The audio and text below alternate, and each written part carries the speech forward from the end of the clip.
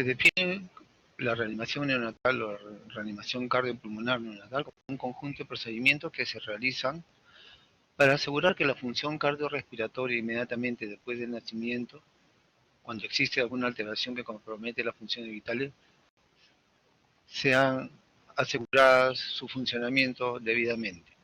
Como vamos a ver en las siguientes diapositivas, la reanimación cardiopulmonar neonatal se diferencia de la del lactante o la del pediatra o la del adulto porque aún conserva el ABCD de la reanimación, a diferencia del adulto que es el CAB, porque la causa es ventilatoria, es hipoxia, que generalmente lo que va a causar, y no el paro cardíaco como ocurre en los adultos.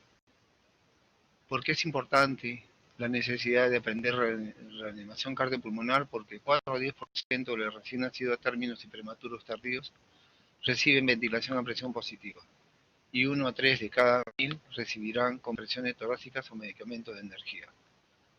La literatura reporta que 80% de los menores de 1500 gramos van a recibir algún grado de reanimación. La hipoxia intrauterina da lugar a una transición anómala a la vida extrauterina, y eso es lo que vamos a ver en este gráfico. Este gráfico nos muestra cómo se comporta desde el punto de vista cardíaco, circulatorio y respiratorio el neonato cuando es sometido, o el feto cuando es sometido a hipoxia. En este caso es intrafetal. Hay una noxa que está causando hipoxia y comienza a tener movimientos torácicos el feto, hasta que después de un tiempo hace apnea primaria y luego comienza a tener respiración boqueante o gasping, y luego apnea secundaria. Si nosotros tuviéramos la posibilidad de poder medir la frecuencia cardíaca como se ha hecho en laboratorio, vamos a ver que durante el periodo de respiraciones rápidas, la frecuencia cardíaca se eleva un poco y luego cuando llega a apnea primaria disminuye a menos de 100. Continúa así en la parte de boqueo gasping y en apnea secundaria. La presión arterial en las respiraciones rápidas se mantiene igual o se eleva un poco, ya que hay conservación de flujo sanguíneo de los órganos nobles como es el cerebro, como es el corazón, como son las glándulas suprarrenales y en este caso como es feto, la placenta. Se eleva un poco y luego cuando llega a gasping y apnea secundaria cae. La frecuencia cardíaca y la presión arterial entonces vemos que cambia cuando está en apnea primaria o secundaria. Es lo mismo, es la misma representación, este pico de los movimientos rápidos, el apnea primaria, el gasping, el apnea secundaria. Nuestra intervención como médico o como reanimador es que cuando nosotros iniciamos la reanimación con bolsa y máscara, lo primero que vamos a notar nosotros que va a elevarse la frecuencia cardíaca. Luego de eso la presión y por último la respiración en ese periodo. Si nosotros empezáramos mucho antes, mejor. Una condición que se toma como una recomendación absoluta es que todo niño que nace en apnea, que no podemos diferenciarlo en el momento que nace como apnea primaria o secundaria, o en respiración boqueante, considerarlo como apnea secundaria para razones de reanimación y empezar y no perder el tiempo reanimando, hacer la reanimación con bolsa y máscara. Cuando nace un bebé con una transición anormal, ya lo vimos en clase, no tiene esfuerzo respiratorio o es irregular o tiene un esfuerzo respiratorio irregular. La frecuencia cardíaca es lenta o rápida, el tono muscular está disminuido, la saturación está disminuida, la presión arterial baja. Este es el algoritmo que aún es vigente, que fue publicado en octubre del 2015. Ha habido cambios en el 2019, que es el uso del oxígeno, que lo vamos a ver luego. Cuando un bebé, antes de que nazca, el equipo de reanimación tiene que anticiparse.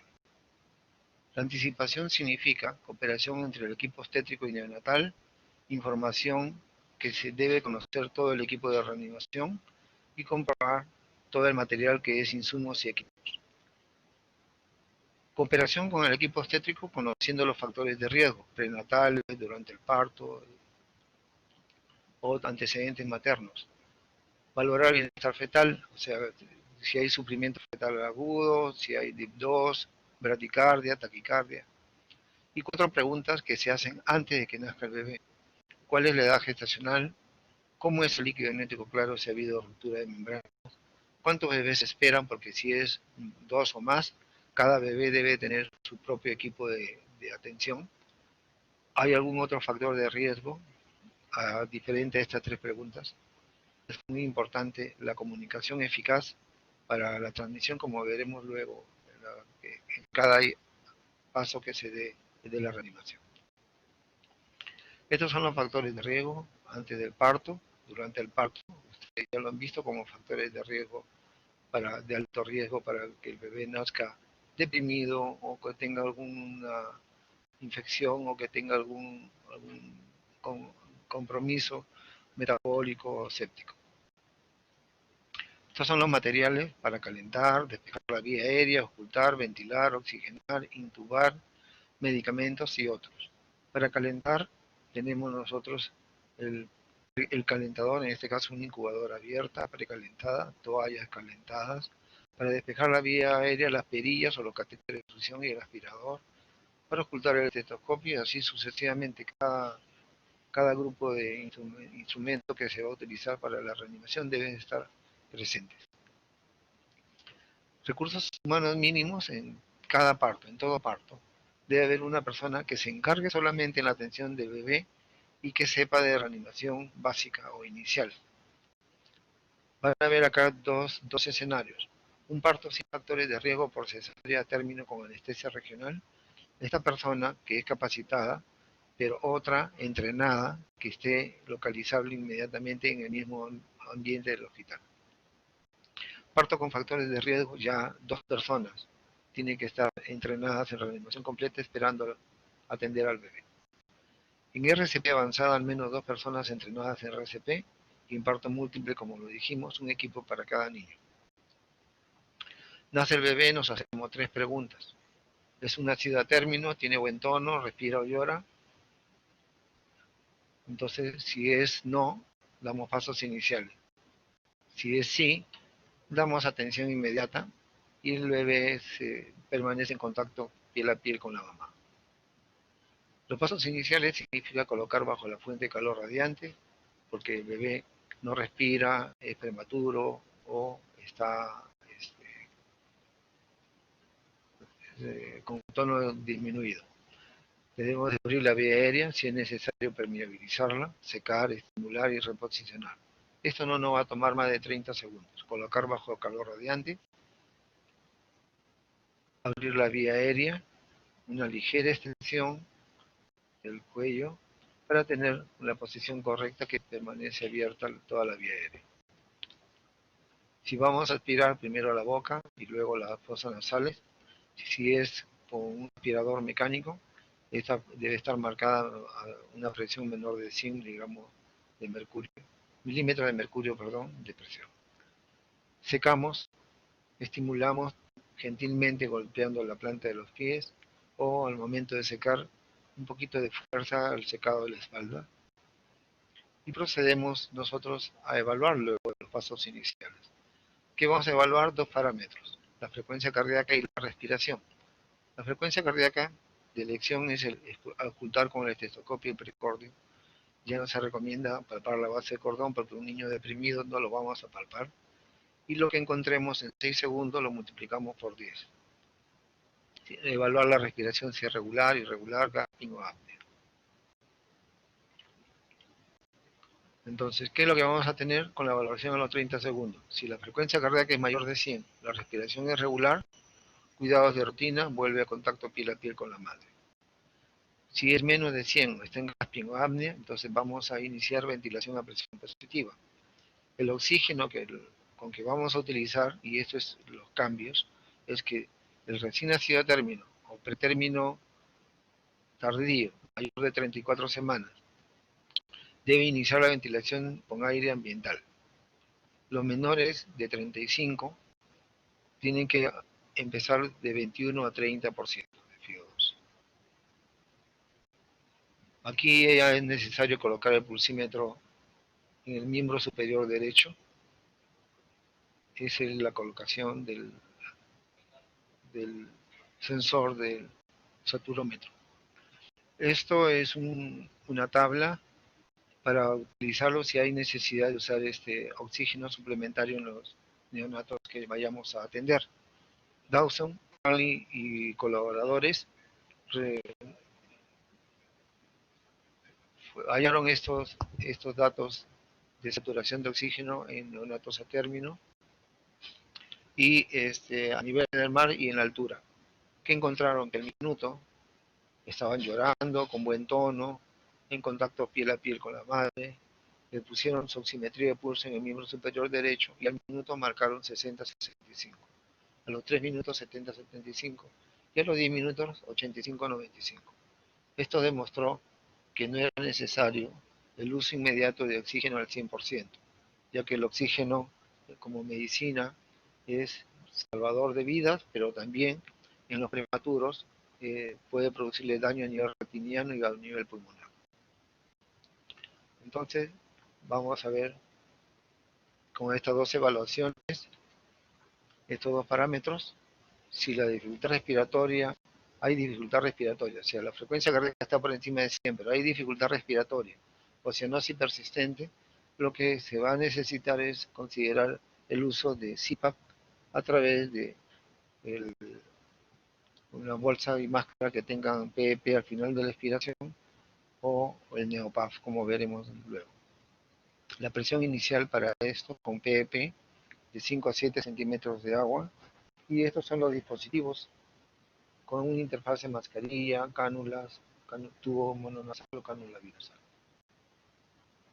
Entonces, el bebé no respira, damos ventilación a presión positiva, y para poder dar ventilación a presión positiva necesitamos que la vía aérea esté permeable. Aspiramos boca y fosas nasales si es que hay secreción. Posicionamos la cabeza para volverla eh, permeable, que esté con una leve extensión en posición de olfateo. Abrimos la boca y sellamos la mascarilla. Iniciamos con una presión inicial de 20 centímetros de agua. En algunos neonatos, sobre todo aquellos que son prematuros o tengan síndrome de aspiración meconial, van a necesitar presiones un poquito más altas. Continuar con un PIP mínimo efectiva de 15 a 20, que son las presiones que todo neonato normal después de la tercera respiración introduce las presiones a sus pulmones. Si se dispone de presión al final de la expiración, debería usarse, y la frecuencia de 40 a 60. Estos son los dispositivos que utilizamos. Este es el famoso Neopaf. La bolsa de anestesia, que lo tienen nuestros compañeros los anestesiólogos. Nosotros en el servicio contamos con la bolsa inflable y en sala de parto contamos con el Neopaf. Es como un mini ventilador manual que esta perilla de acá se abre para poder colocarlo en 20 milímetros de presión, 20 centímetros de agua, y esta es la del PEP en 5. Una vez armado, como vamos a ver luego, ¿sí? Se va a tapar un agujerito.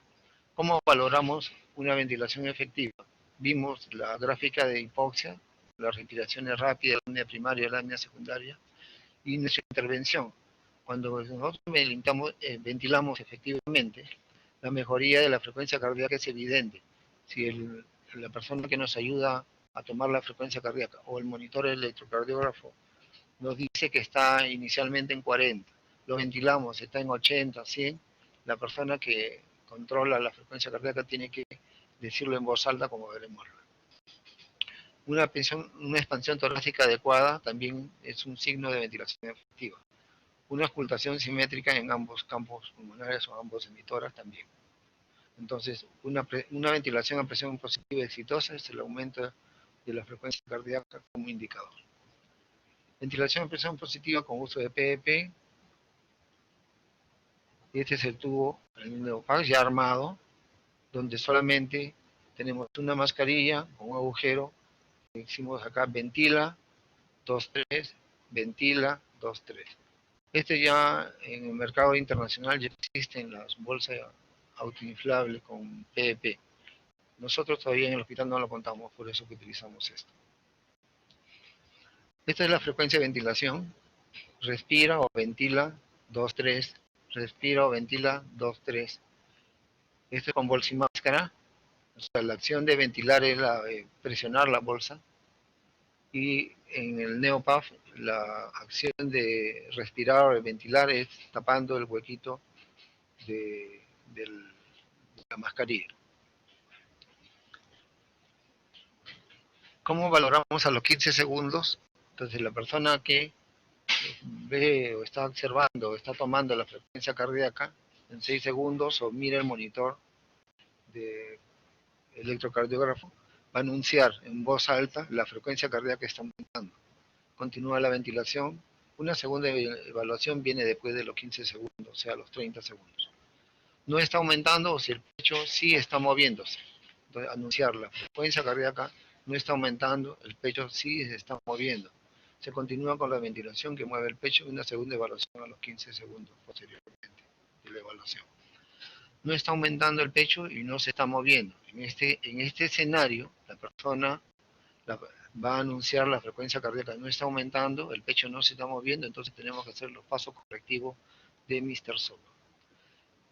Esta es una regla mnemotécnica con la M de máscara, ajustar la máscara, la R de reposición de vía aérea, se reaplica la máscara, se coloca la cabeza en forma neutral ligeramente extendida, se ventila y se reevalúa el movimiento de tórax.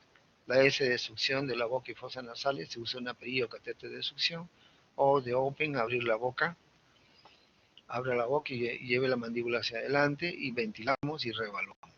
P de presión, a veces le damos tan poca presión, 5, 10 de presión, elevamos de 5 en 5 hasta un máximo de 40 para que haya movimiento de tórax y pasaje de neumonía vesicular con la ventilación que demos. Si con esto no hay mejoría, entonces tenemos que alternar, de otra vía aérea. Aquí colocamos tubo endotraqueal, que es lo que hacemos en el hospital, o colocar una máscara laringe. Ventilamos y revaluamos el movimiento de tórax. Entonces, a los 30 segundos, el primer escenario es al menos 100 latidos por minuto, continuar la ventilación de 40 a 60 respiraciones por minuto hasta que se inicie el esfuerzo espontáneo. O sea, no vamos a detener la ventilación hasta que el bebé llore o esté respirando regularmente.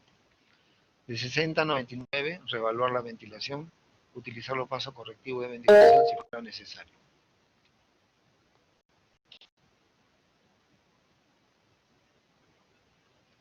Sí, María Domínguez.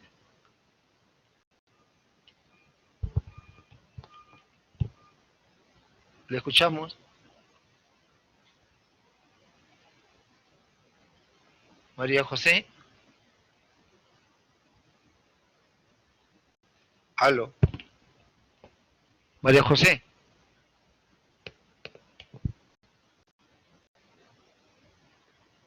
María José. Doctor, creo que levantó por casualidad la mano. Ah, ya. Entonces, de menos de 60, vamos a reevaluar la ventilación, los pasos correctivos si fuera necesario, y aquí ya se tiene que introducir una vía aérea alterna. Si no hay mejoría de oxígeno al 100% y iniciar compresiones torácicas.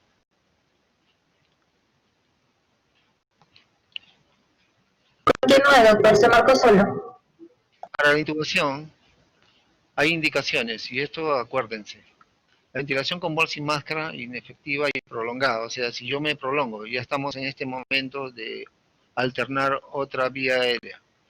Entonces, intubar, cuando se vuelve prolongada y no hay mejoría de la frecuencia cardíaca. Hernia diafragmática.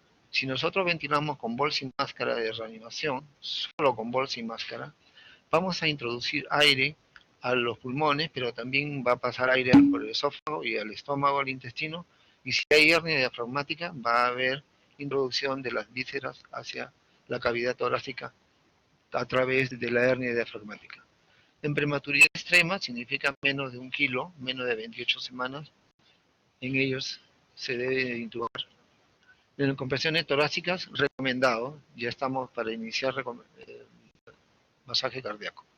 Y para administrar medicamentos. El único medicamento que está recomendado para administrar por intubación es el surfactante.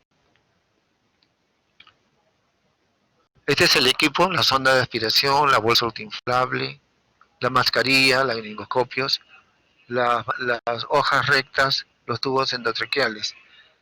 Y opcional, la guía o magil y el estetoscopio, que es importante para ocultar. Bien, yo tengo una regla mnemotécnica aquí. De 1 a 2 kilos, el número 3, el diámetro 3. De 1 a 2 kilos, o sea, de 28 a 34 semanas, de 1 a 2 kilos, el diámetro 3. Menos de 1 kilo, 2.5, más de 2 kilos, 3.5. Ya no existe 4 ni 5 para reanimar. Si usamos el 4, el 4,5, el 5, cuando ya está en la UCI, cuando va a ser sometido a procedimiento de ventilación mecánica. Pero para reanimación, estos son los números que se recomiendan. La longitud que se debe introducir el tubo, que es muy importante, lo vamos a medir desde la nariz, el filum, hasta el trago de la oreja. A esto, el diámetro nasotrago, vamos a agregarle 1 centímetro y es la longitud que vamos a introducir. Debemos de contar en sala de partos con esta tabla. Para en semana de gestación, el tubo y el peso, ¿no? El peso. La longitud de introducción. Pero ya saben, en forma práctica, si es que no se cuenta, medir con 1 centímetro de la nariz al trago y aumentarle 1 centímetro y es lo que vamos a decirle a quien intuba cuánto debe introducir. Los tubos deben ser rectos, sean de única luz o doble lumen, sin CAF. Sin CAF. No tienen la bolsita que inflamos en adultos o niños grandes. La hoja recta de elección y del tamaño 1, 0, 2, 0, si es a término, pretérmino o inmaduro. Si seamos diestros o zurdos, vamos a coger el laringoscopio con la mano izquierda. Con la mano izquierda.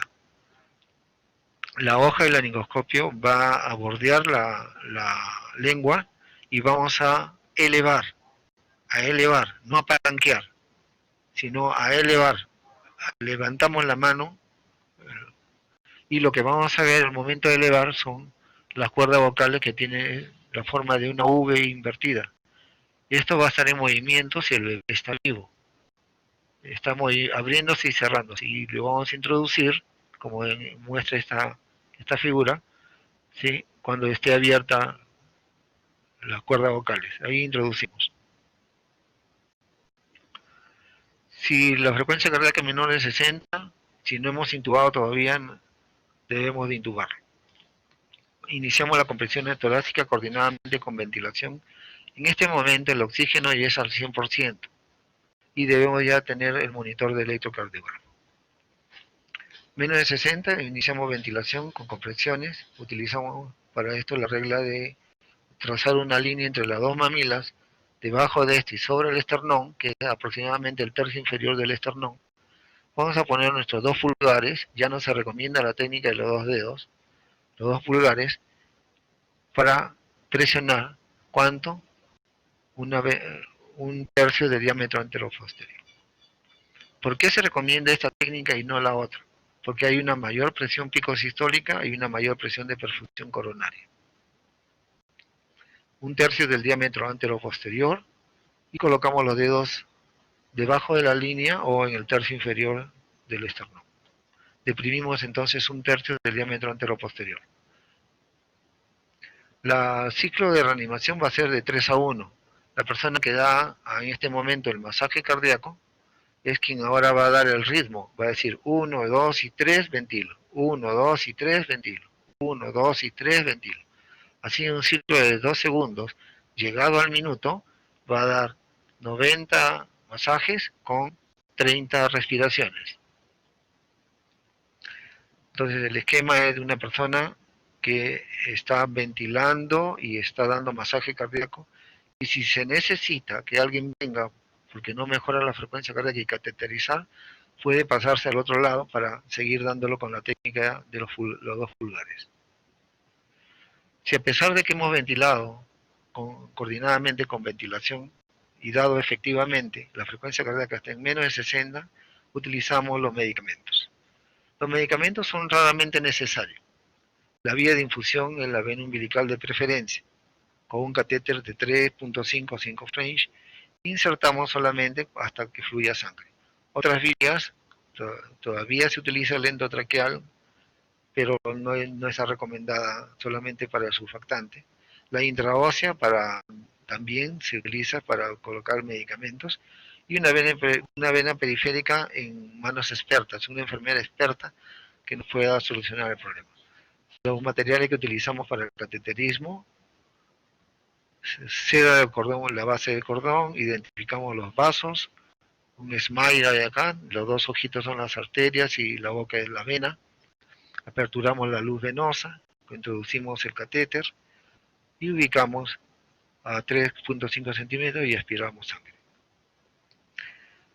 La vía de infusión de endotraqueal tiene una respuesta muy variable, es de acceso rápido y la adrenalina se puede dar por una sola oportunidad. Si requiere más de 2 o 3 dosis, la vía de elección y recomendada ya es la venosa. El surfactante aún se sigue dando en forma profiláctica en menores de 1 kilo. Se instila ya sea vía luz endotraqueal, doble luz, o sea, de doble lumen, directo o con sonda 5 French.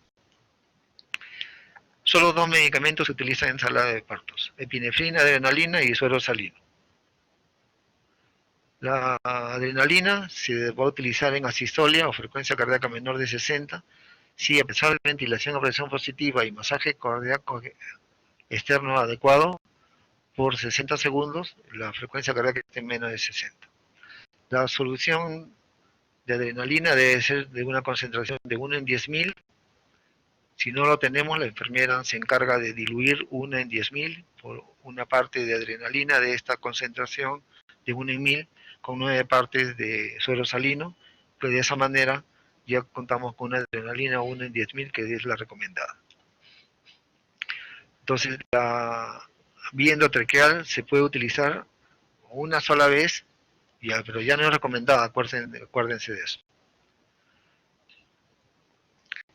La dosis es de 0,1 a 0,3 mililitros intravenosa, o sea, por vena umbilical o intraósea, y endotraqueal es 3 veces más la dosis, 3 veces más. Lo rápido, pues, se administra rápidamente. Para cuando hay antecedentes de hemorragia del tercer trimestre y hemos llegado a esta parte de ventilar, intubado, y hemos dado masaje cardíaco y no mejora con la adrenalina, y hay antecedentes de hemorragia del tercer trimestre, entonces pensamos que lo que está teniendo el problema el bebé es un shock hipovolémico. Entonces para eso usamos la solución salina normal, y si se sospecha de anemia, en el caso por ejemplo de una incompatibilidad de RH sensibilizada con un bebé ecográficamente con hidrofetal, entonces podemos contar antes de que nazca con un paquete globular de ORH negativo. La dosis recomendada es 10 mililitros kilo y la vía recomendada vena umbilical. Van a haber situaciones clínicas especiales. Una es la prematuridad extrema, el neumotórax a tensión, la hernia diafragmática, que algo hemos comentado, la atresia de coanas, el Pierre-Robin y otros como el pinzamiento de cordón. En prematuro extremo debemos tener todo preparado: oxímetro de pulso, el NeoPAF, que es importante por el PEP al final de la expiración, bolsa de polietileno, como vemos acá, el bebé es introducido, no secado, sino introducido inmediatamente, mezclador de oxígeno para darle solamente entre 21 y 30% de FiO2, incubadora precalentada. Utilizar la bolsa de polietileno, el soporte respiratorio antes de que nazca, si se le ha hecho maduración mucho mejor, intubar y colocar surfactante y CPAP precoz, Uso de oxígeno en menor de 35 semanas de 21 a 30%, por eso es importante el mezclador de oxígeno o blender también conocido. Otros, manipulación mínima, los fármacos son los mismos, a la misma dosis, uso más restringido en líquidos y bicarbonato por el miedo a que haya hemorragia intra o periventricular en ellos. Si hay neumotoras, como muestra esta figura, como estamos ventilando, entonces si tenemos un transiluminador, el transiluminador es lo ideal, es lo recomendado, porque de esa manera se va a reflejar el pulmón y el aire y la pared torácica. Y vamos a introducir, como dice aquí la flecha, al neumotórax. Pero si no se cuenta y se tiene la posibilidad con un tórax en tonel, entonces podemos entrar al quinto espacio intercostal, línea media clavicular, ¿no? Entonces introducir a ciegas, si sale, el bebé se va a recuperar. Si no sale, entonces al otro lado lo punzamos y se va a recuperar. El bebé, ni bien extraviamos el aire. En hernia diafragmática, ya le dijimos, no está recomendado con bolsa y máscara, porque el aire no solamente va a pulmones, sino también a aparato digestivo. Y entonces vamos a provocar que más vísceras ingresen si es que no lo intubamos al bebé. ¿Cómo reconocemos a un bebé con hernia diafragmática? Es un bebé que nace rápidamente, se deprime, ni bien nace, está cianótico, está en apnea, está bradicárdico, y el bebé, luego de colocarlo en la mesa de reanimación, ustedes van a evaluar el abdomen. Si el abdomen es excavado, entonces vamos a decir nosotros que este bebé tiene sus vísceras en el tórax, con esa sintomatología. Entonces inmediatamente intubamos y por ahí vamos a ventilar. En las fechas de Coanas, comprobamos intentando pasar la sonda, si se confirma, colocar canulo orofaringe, tubito de Mayo pequeño. En micrognatia, en síndrome de Pierre-Robin, por ejemplo, colocamos en posición prona y si no mejora ventilación, colocar tubo 2,5 milímetros en nasofaringe. El pinzamiento de cordón, lo hemos visto que cuando nace el bebé y está llorando, es a término y tiene buen tono, colocamos en contacto piel a piel precozmente. Por 30 a 60 segundos se deja sin clampar el cordón, se clampa el cordón y de esta manera vamos a proporcionarle suficiente cantidad de hierro como para que los primeros 4 o 6 meses de su vida no se haga anemia. Pero en el caso de los bebés que requieren reanimación no se debe retrasar el pinzamiento. Se pinza, se corta y se pasa a reanimar. Acciones por reanimación, estabilización, el traslado, el envío del paciente debe ser en forma adecuada, con información y óptimas condiciones a la UCI, documentando siempre en la historia, sea del médico, sea de la enfermera. Y si luego de 10 minutos en reanimación en asistolia, o sea, hemos detectado 0 al minuto, 0 a los 5 minutos y 0 a los 10 minutos, entonces decimos hora de fallecimiento, 16 horas 16 horas fallecieron. Entonces debemos de individualizar cada caso, debemos apoyar a la familia y solicitar necropsia siempre porque no tenemos la causa de muerte. Probablemente sea una hernia, probablemente haya una malformación congénita que no se pueda ver, o es un bebé que haya estado con sufrimiento fetal porque nosotros vamos a dar el certificado. Aspectos éticos, no se va a reanimar según el textbook de reanimación de la Asociación Americana de Pediatría y el ILCOR y el Colegio Americano del Corazón. En ellos, menores de 23 semanas o menores de 400 gramos. En el Perú utilizamos 500 gramos porque así tenemos la norma. Menos de 500 es un bebé con diagnóstico de aborto. En anencefalia, en trisomía 3 a 18 confirmadas en otros países, los padres que tienen confirmado esto antes de que nazca, le dicen al médico que no lo reanimen, no se le reanima. Pero acá en el Perú vamos a a individualizarlo y de acuerdo a nuestra ley tenemos que reanimar. Signo biológico de muerte fetal, si está piel descamativa, piel marmórea, una piel que nos dice que ya tiene hora de fallecido, entonces no lo reanimamos. Entonces, esto ya lo dijimos, sin asistolia, tras 10 minutos de RCP, decimos hora de fallecimiento, y individualizamos la reanimación. Prematuro de 23-24 semanas, con predicar de 60, mantenidas a mayor de 10, podemos nosotros dar hasta los 20-25 minutos, como lo decía los textos antiguos. O sea, podemos individualizar la reanimación. Si usted tiene un bebé más de 10 minutos con frecuencia cardíaca menor de 60, usted dice, yo le voy a dar 20 a 25 minutos, tratando de que se recupere. Es diferente que está con asistolia. Con asistolia. Esta es la bibliografía y este es un escenario. Usted da atención inmediata a un recién nacido a término aneico y cianótico. Usted le despeja la vía aérea, lo seca, lo estimula. 30 segundos después de nacer continúa apneico. El siguiente paso es empezar ventilación a presión positiva con bolsa y máscara. ¿Por qué? Porque usted ya le dio los pasos iniciales. Al terminar los pasos iniciales, usted lo encuentra en apnea. Dijimos que después de los pasos iniciales vamos a evaluar si respira o no respira o frecuencia cardíaca menor de 100. Como está en apnea, ventilamos. El mismo paciente, si luego de ventilar por 30-60 segundos, usted lo haya con frecuencia cardíaca menor de 100 y en apnea, ¿cuál es el siguiente paso que tenemos que realizar? Es revisar la maniobra de Mr. Sopra y proceder a reventilar al bebé. Se le da gran importancia a la ventilación.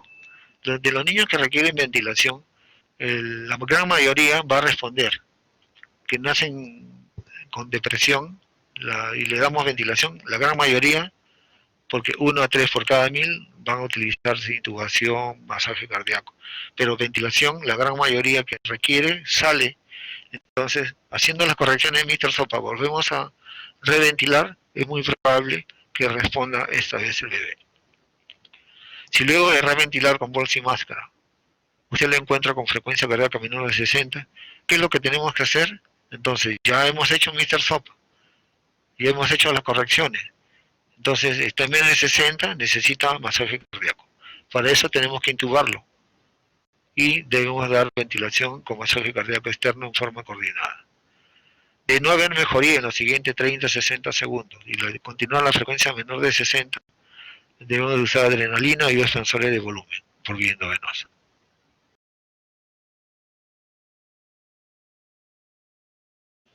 ¿Alguna pregunta?